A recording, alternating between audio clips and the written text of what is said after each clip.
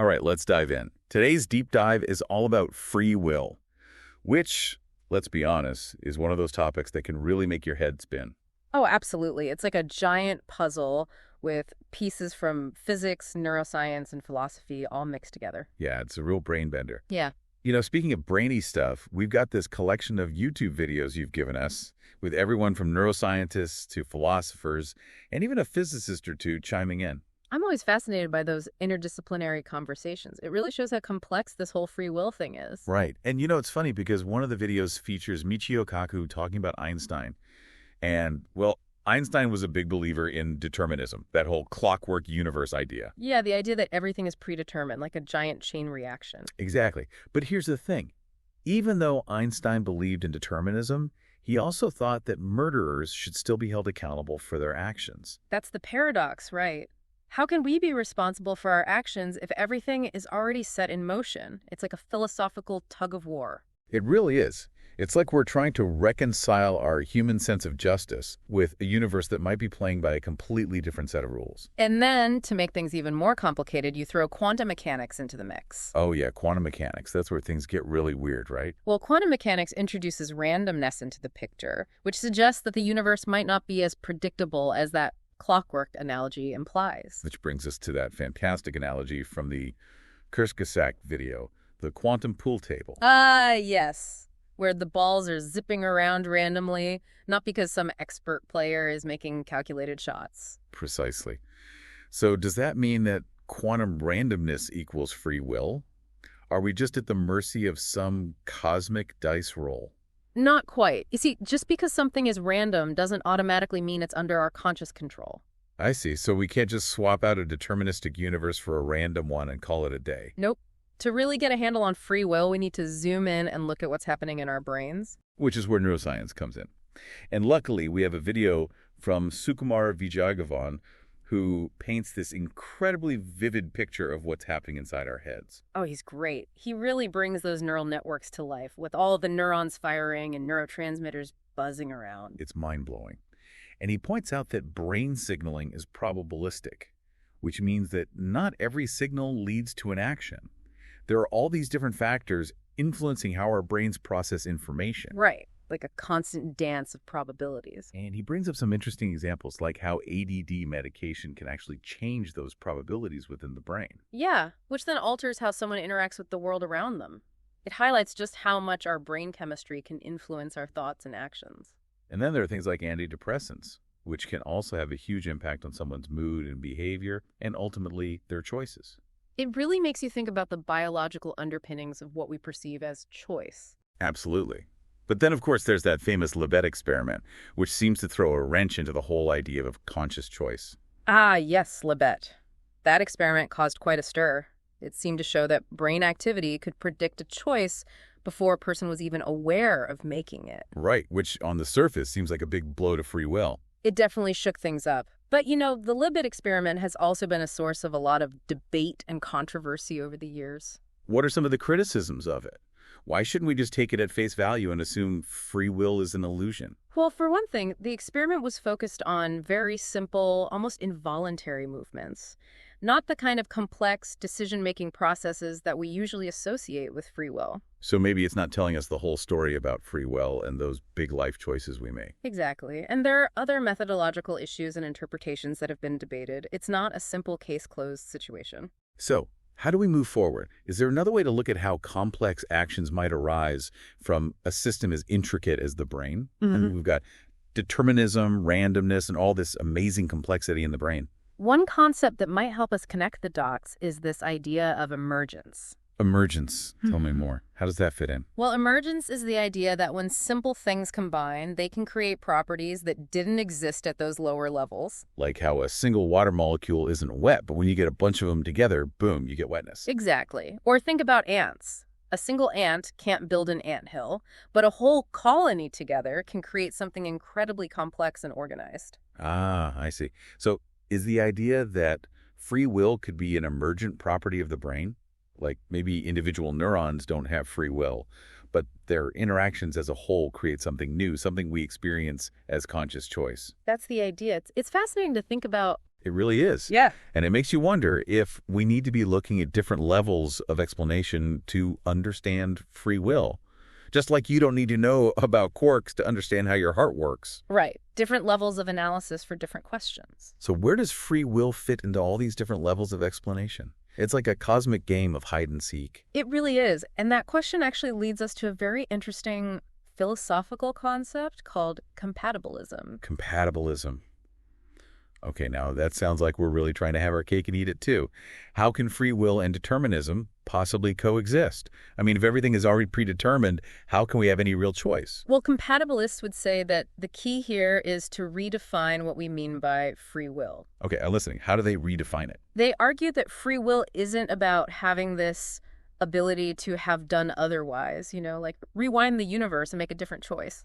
So it's not about having infinite possibilities. Right. It's more about acting in accordance with your desires, your values, without some kind of external coercion forcing your hand. So even if my choices are ultimately the result of a chain of cause and effect stretching back to the Big Bang, as long as I'm acting on my own internal motivations, I can still be said to have free will. Exactly. It's about the alignment between your actions and your sense of self, your internal landscape of desires and beliefs. I'm starting to see how that could work, but doesn't that kind of clash with what we know about neuroscience? I mean, our brains are physical systems, right? They're governed by physical laws. So where does choice really enter the picture? That's a great point, and it's a point that some neuroscientists have brought up as a critique of compatibilism. They're not buying it. Well, they argue that compatibilism might be trying to have it both ways, trying to sneak in this idea of free will without fully accounting for the physical reality of the brain. Like they're saying, show me the neurons of free will. Yeah, something like that. One neuroscientist who's been particularly vocal about this is Robert Sapolsky. Oh, Sapolsky. He's fantastic. He really is, and he's got some thought-provoking ideas about free will. So what's his take? He basically argues that if we're going to take neuroscience seriously, we have to acknowledge that our choices, our actions, they all arise from physical processes happening in the brain. So he's saying that there's no magical free will neuron firing off somewhere? Pretty much. And he suggests that some versions of compatibilism try to sneak in a kind of magical element that's not scientifically supported. Okay, so where does that leave us? We've got determinism, randomness, complex brains, and now compatibilism is getting a bit of a side-eye from neuroscience. Is there any way to make sense of all this? Well, one perspective that might help bridge this gap is the idea of free will as a skill, something that can be developed, honed, and even impaired. Free will is a skill. That's a new one. I'm intrigued. It's a really interesting way to look at it. One of the videos you shared features Oliver Burkeman, and he suggests that free will isn't this all-or-nothing thing, but rather it operates on a spectrum. So it's not like you either have it or you don't. Right. It's more fluid than that, more dynamic. I like that. So it's like a muscle. The more you use it, the stronger it gets.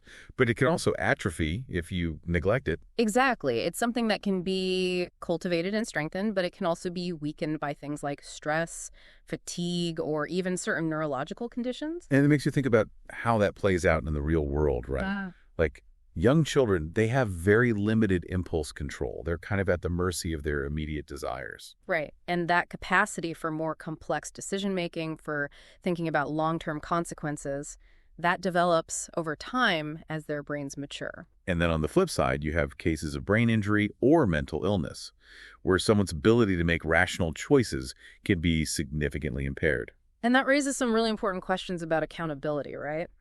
If free will is a skill, something that can be compromised, how do we navigate issues of responsibility when that skill is diminished? That's a big one. I mean, our legal system, our whole moral framework, it's largely built on this assumption that people have free will and are therefore responsible for their actions. It really is. And the idea of free will as a skill, it kind of throws a wrench into those traditional assumptions. So are we saying that some people are just more responsible for their actions than others? Well, it's not quite that simple. It's a very nuanced issue, and there are no easy answers. It sounds like we're moving away from this black and white view of free will and recognizing that it's a much more complex and messy reality. Absolutely. And, even if we accept that free will is limited, or maybe even an illusion altogether, there's still this question of whether that illusion is beneficial. Right. There are those who argue that even if free will is a complete fiction, it's a very useful fiction. Exactly. They're often called illusionists, and they make some interesting points. Like, what are some of the arguments in favor of maintaining this belief in free will? even if it's not entirely real. Well, one argument is that the belief in free will is essential for a functioning society. So it's like a social contract we all agree to. In a way, yes. The idea is that if people don't believe they have control over their actions, they might be more likely to act recklessly or just give up on trying to be better. It's like, why bother trying if I'm just a puppet on a string? Exactly. So, in that sense, believing in free will might be a kind of social glue that helps keep things running smoothly. It's a fascinating idea. But then there's also this deeper question of meaning, right? If we felt like we were just robots carrying out pre-programmed instructions, would we even be able to find any real significance in our lives? That's a huge question, and it gets to the heart of what it means to be human. This reminds me of the Sean Carroll video. He talks about finding meaning and purpose in a world where we might just be, as he puts it, machines made of machines. Yes, Carroll really grapples with that idea. How do we find meaning and purpose if we're essentially just complex biological machines? Right. But I'm also curious about the arguments against the illusionist view. Are there any downsides to clinging to this idea of free will, even if it's just a comforting story we tell ourselves? There are definitely some potential downsides. Some argue that believing in free will, especially in an absolute sense, can lead to a lack of compassion and understanding. How so? Well, if we believe that people are completely in control of their choices, we might be less forgiving of their mistakes, less willing to extend a helping hand to those who are struggling. It's that whole blame the victim mentality, right? They must have made bad choices to end up in that situation. Exactly. And that's where Robert Sapolsky's argument becomes really powerful. I'm ready for some Sapolsky wisdom. What does he say? He suggests that letting go of this myth of complete free will, of this idea that we're totally in control of our destinies, could actually lead to a more humane and compassionate society. Okay, now that's an idea worth exploring. So instead of focusing on blame and punishment, we should be looking at the factors that contribute to people's behavior, the things that shape their choices. Precisely. Things like poverty, trauma, mental illness, systemic inequalities, all of these things play a role in shaping who we are and what choices we make. So it's about recognizing that we're all part of this interconnected web, and our choices are influenced by a whole host of factors, many of which are beyond our control. Exactly. And, Sapolsky himself talks about his own struggle with this idea. He says that intellectually, he understands that free will is likely an illusion, but emotionally, he still feels that pull toward believing he's in control. It sounds like a very human struggle. I mean, letting go of that sense of control can be pretty unsettling. It can be, but Sapolsky also makes the point that recognizing the influence of these factors beyond our control, it actually fosters empathy. Because we can start to see how our own lives have been shaped by forces beyond our control and then extend that understanding to others. Exactly. And that brings us to the practical implications of letting go of, or at least loosening our grip on, this idea of absolute free will. All right, let's talk practicalities. If we accept or even just entertain the idea that we have limited free will, what does that mean for how we live our lives, how we structure our societies? Well, for one thing, it has huge implications for how we think about justice and punishment.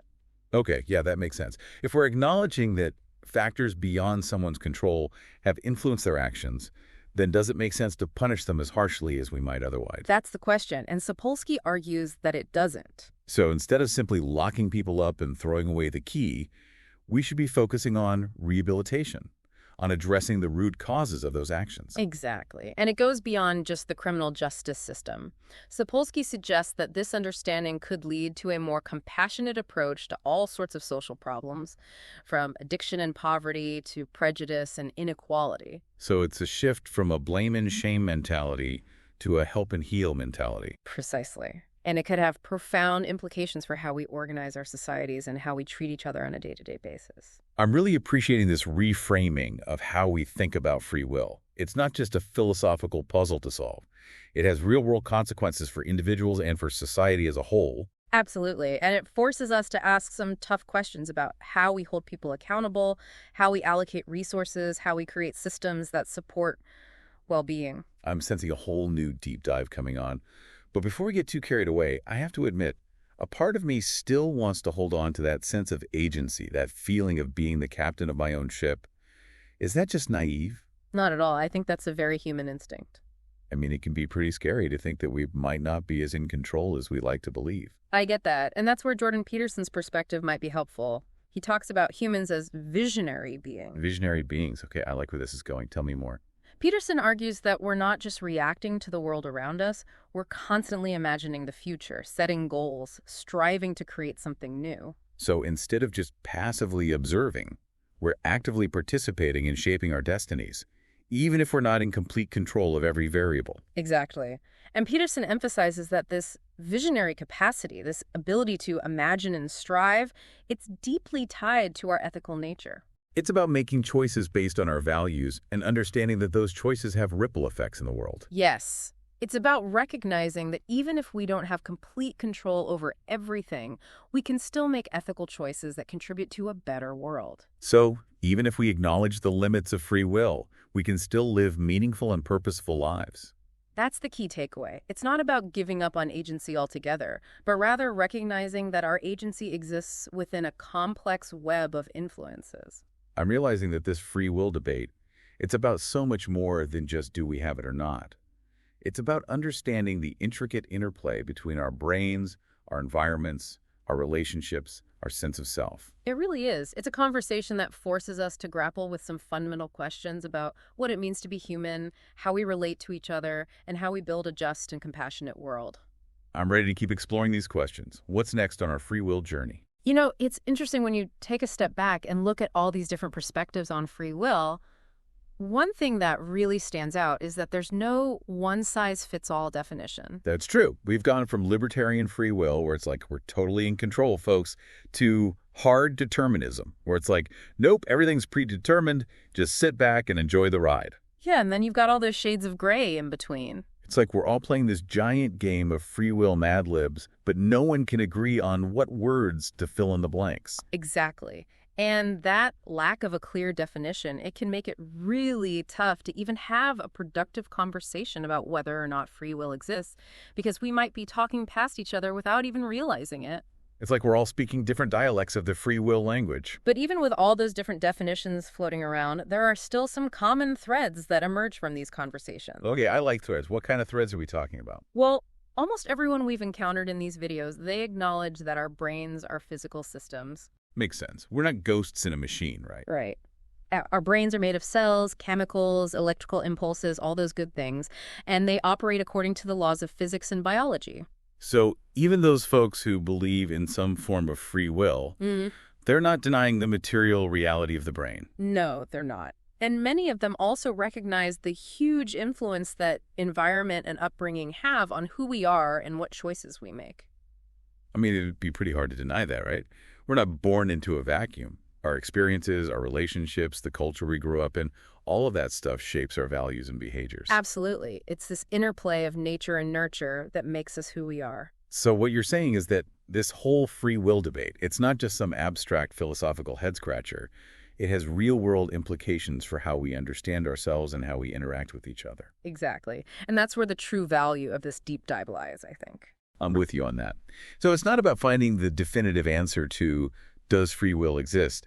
It's more about expanding our understanding of all the complexities involved. It's like we've been given this new pair of glasses, and we're seeing the world through a different lens now, appreciating all the subtle ways that nature and nurture, biology and experience all weave together to create who we are. And with that deeper understanding, hopefully we can cultivate more compassion, more empathy, and become more effective in tackling the challenges we face both as individuals and as a society. So, dear listener, where do you stand on this spectrum of free will? After diving into all these different ideas, do we have complete control over our choices? A limited capacity? Or are we just along for the ride, caught in the currents of cause and effect? Maybe, as Charles Liu suggested, there's a point where our understanding hits a wall. And beyond that, we have to just acknowledge the possibility of free will, even if we can't fully grasp it. The beauty of it is there's no one right answer. What matters is that you're walking away from this deep dive with a richer understanding of the arguments, the evidence, the implications. And, hey, keep questioning, keep exploring. That's what makes these deep dives so much fun.